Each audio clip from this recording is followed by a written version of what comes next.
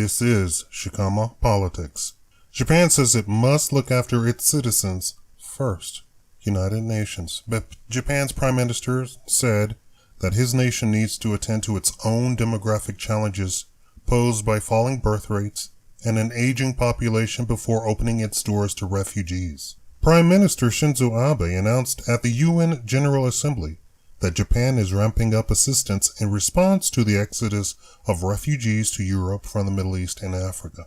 He said Japan will provide $1.5 billion in emergency aid for refugees and for stabilization of communities facing upheaval.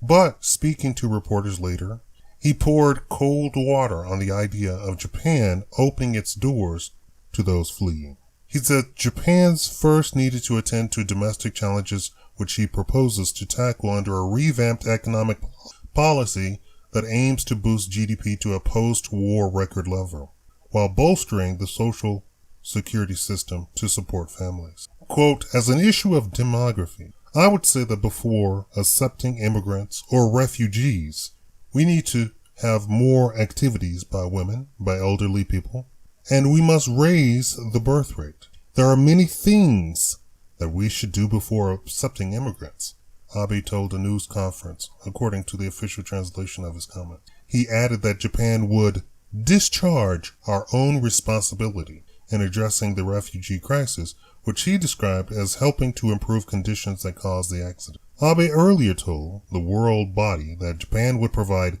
$810 million this year for emergency assistance of refugees and internally displaced persons from Syria and Iraq, triple what it gave last year.